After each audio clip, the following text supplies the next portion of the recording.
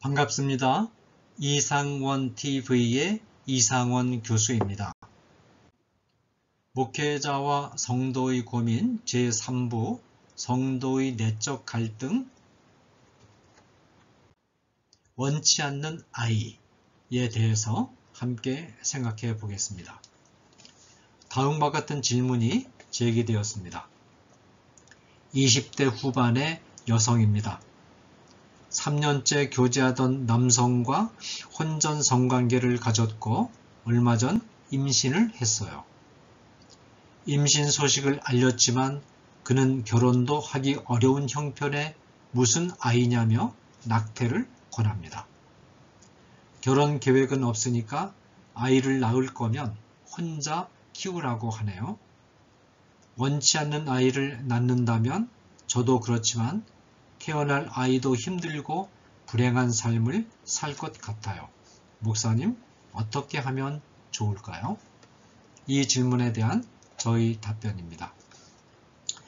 남자와 여자가 만나 사랑을 하고 사랑의 결실이 결혼, 출산으로 이어지는 것은 가장 바람직한 삶의 경로입니다.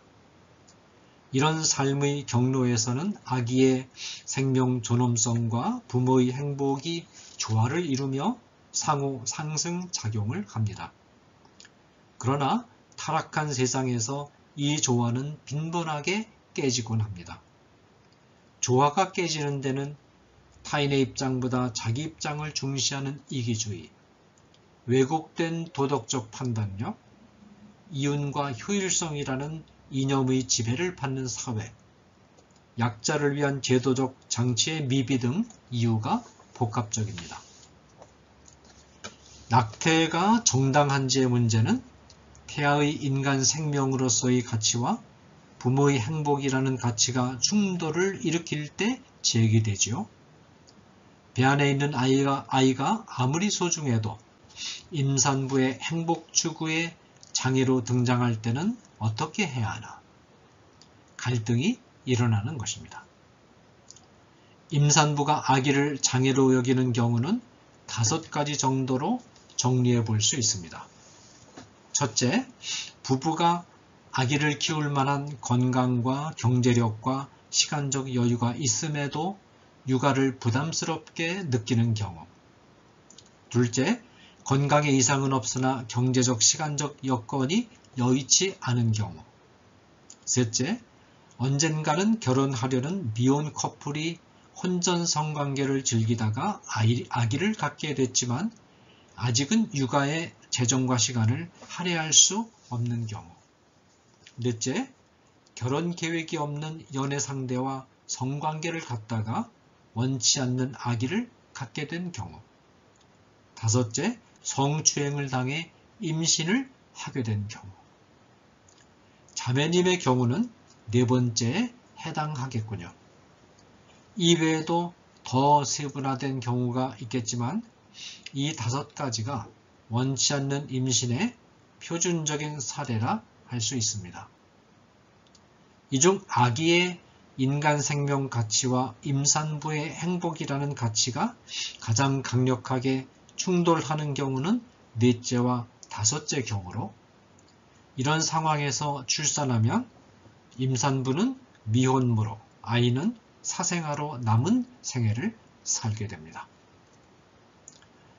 행복 추구권보다 생명 보존이 우선이다 라는 말씀을 드리도록 하겠습니다. 아기의 생명권과 임산부의 행복 추구권이 충돌할 때 문제의 핵심은 어느 편에 손을 들어줘야 하는가입니다. 성경을 보면 답은 분명하죠. 아기의 생명권입니다. 마태복음 16장 26절을 봅시다. 사람이 만일 온 천하를 얻고도 제 목숨을 잃으면 무엇이 유익하리요? 사람이 무엇을 주고 제 목숨과 바꾸겠느냐? 여기에는 두 가치가 등장합니다. 하나는 인간의 목숨이고 또 하나는 천하입니다. 여기서 말하는 목숨은 신체적 생명을 가리키고 천하는 인간이 이 세상에서 얻을 수 있는 모든 가치 또는 행복의 총체를 가리킵니다.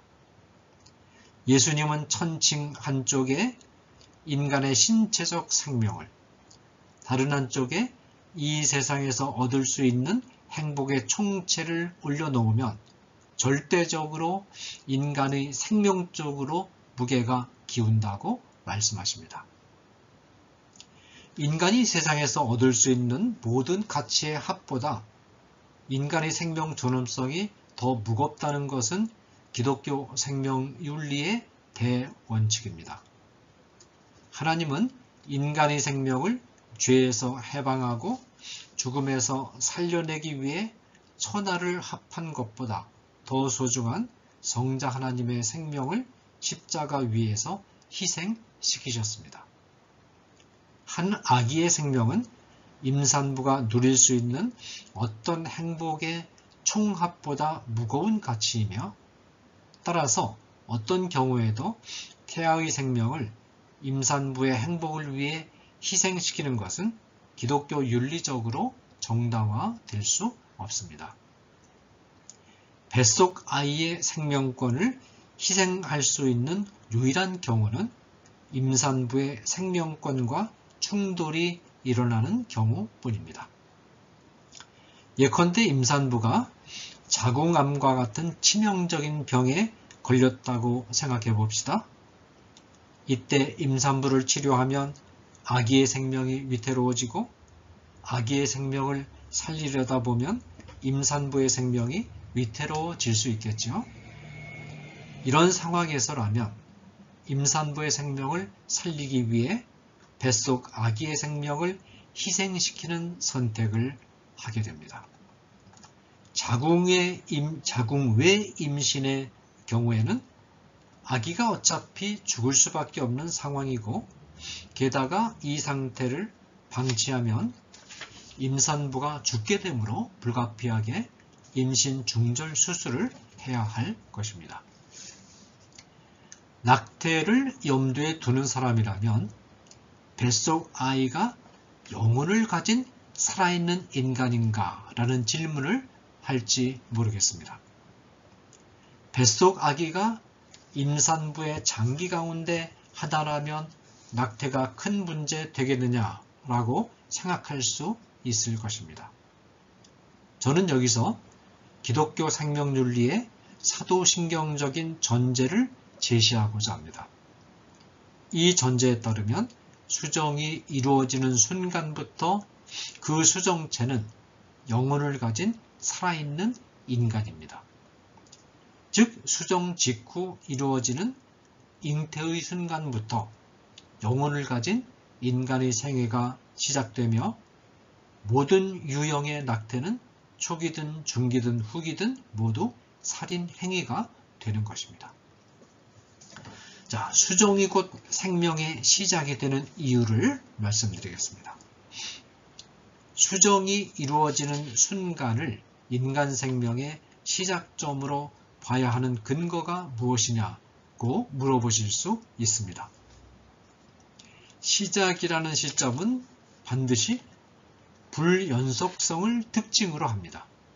다시 말해서 생명의 시작점 이전에는 영혼을 가진 살아있는 인간의 특징이 전혀 나타나지 않다가, 이 시점 이후에는 영혼을 가진 살아있는 인간의 특징이 나타난다는 것이죠. 수정 시점이 철저히 불연속적이라는 사실을 유전학적, 생물학적, 성경적, 교회사적으로 설명해 드리겠습니다.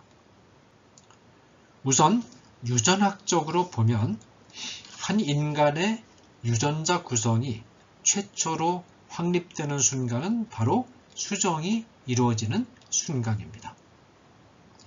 유전자는 수정 전 혼돈 속에 있다가 수정 순간 그 구성이 확립되는데, 이때 확립된 유전자 구성은 죽는 날까지 유지됩니다. 둘째, 생물학적으로 봤을 때 생명체의 특징은 자기 복제와 단백질 생성인데, 이 두 작용은 수정이 이루어지는 순간부터 시작됩니다. 정자와 난자가 각각 독립적으로 있을 때는 이런 작용이 일어나지 않습니다. 셋째, 성경에서도 잉태의 순간부터 뱃속의 생명체를 영혼을 가진 살아있는 인격적 주체로 다룹니다. 가령 다윗은 태아 상태에 있던 자기 자신을 가리킬 때 너처럼 영혼을 갖춘 인격적 주체를 가리키는 인칭대명사를 사용했고, 시편 51편 5절에 엘리사벳 뱃속에 있던 세례 요한은 예수님을 잉태한 마리아가 오는 것을 보자 뛰놀았습니다. 누가복음 1장 41절에 있죠. 넷째, 교회사적으로도 살펴볼 수 있습니다. 아리스토텔레스는 남아의 경우 잉태 40일째 되는 날에 영혼이 몸 안에 들어오고, 여아의 경우는 90일째 되는 날 들어온다는 주장을 폈는데, 이는 생물학적 근거에 따랐다기보다는 단순히 명상 가운데 얻은 사변적 통찰이었습니다. 이 주장은 중간기 시대에 유대교에 들어왔고, 유대교 경전인 탈무드의 입장으로 굳어졌습니다. 그 결과 신약 성경 시대에 41설, 91설이 대세로 굳어져 있었습니다. 그러나 초대교회 교부들은 성경에서 이런 판단의 근거를 도무지 발견할 수 없었습니다. 오히려 성경은 잉태의 순간부터 태아를 영혼을 가진 살아있는 인간으로 보고 있음을 명확히 보여줍니다. 그래서 초대교회 교부들은 41설, 91설 대신 잉태설을 주장하기 시작했습니다.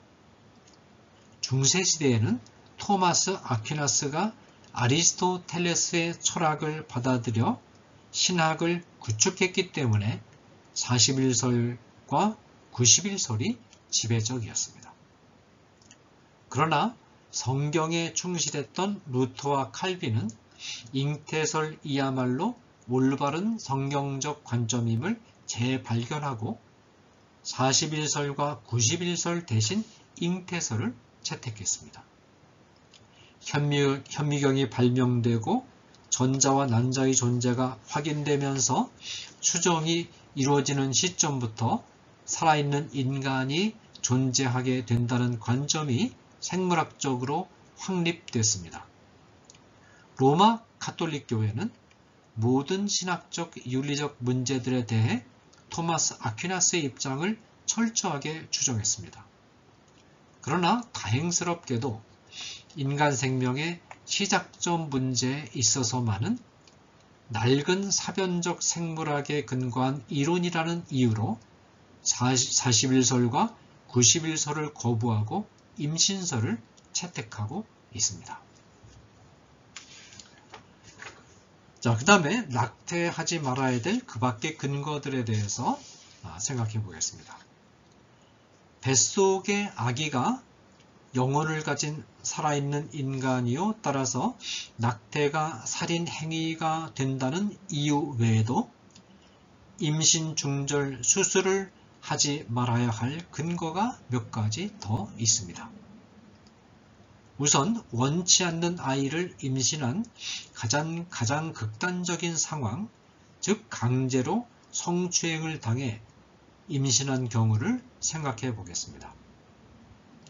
성추행을 당했다는 사실이 낙태를 정당화하는 근거가 될 수 있을까요? 그렇지 않습니다. 뱃속의 아기가 성추행 장본인은 아니기 때문입니다. 뱃속 아기도 잉태되기를 스스로 원했던 건 아닙니다. 임산부와 마찬가지로 피해자 입장에 있습니다.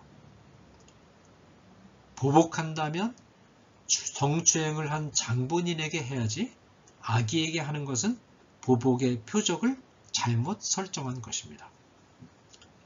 다음으로 대부분 사람들은 사생아를 낳아 키우는 삶을 불행할 것이라고 예단하는 경향이 있습니다. 물론 사생아를 낳아 평생 키우는 것은 여러모로 어려울 수 있습니다. 그러나 이는 쉽게 단정할 문제가 아닙니다. 오히려 미혼모는 인간 생명을 포기하지 않고 살려내 키운다는 도덕적 자부심으로 삶의 의욕을 가질 수 있고 남들보다 더 친밀하고 애틋한 모자 관계를 형성하며 기쁘고 즐거운 순간을 자녀와 함께 경험할 수 있습니다. 원치 않는 아이를 가졌더라도 그 아기를 외면하지 않고 10달간의 수고와 주변의 따가운 시선을 감내하며 끝끝내 한 생명을 성인으로 키워내는 삶은 극히 숭고하고 의미 있는 삶이요. 강도 만난 이웃을 외면하지 않고 치유한 선한 사마리아인 같은 사랑의 실천입니다.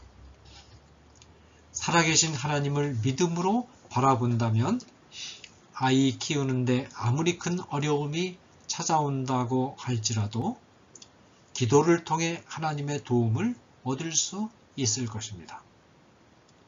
한 생명을 소중히 여기는 그 마음으로 아이를 키운다면 하나님께서 모든 필요를 헤아리고 그분만의 풍부한 지혜와 경륜으로 인도하시지 않겠습니까? 원치 않는 아이를 키우는 부담에서 벗어나고 싶은 마음은 충분히 이해합니다. 특히 어린 청소년기에 성추행을 당했다거나 성적 욕구와 호기심을 이기지 못해 충동적으로 성관계를 가진 후 임신을 하게 된 경우라면 더더욱 아이 키우는 일이 부담으로 다가올 것이며 더 쉽게 낙태를 고려하게 되겠지요. 그러나 낙태가 생명을 죽이는 심각한 죄라는 사실을 기억하시기 바랍니다. 직접 키우는 것이 어렵다면 어린아이들을 돌보는 기관에 의뢰하는 방법도 생각해 볼 수 있습니다. 이런 기관들은 출산 직후 아기를 바로 데려감으로써 어린 임산부의 육아 부담을 덜어주는 제도적 장치를 잘 마련해 놓고 있습니다. 또 아이들을 책임감 있게 키우거나 적극적으로 입양을 추진해 아이들이 더 좋은 환경에서 성장할 수 있도록 돕는 기관들이 있습니다.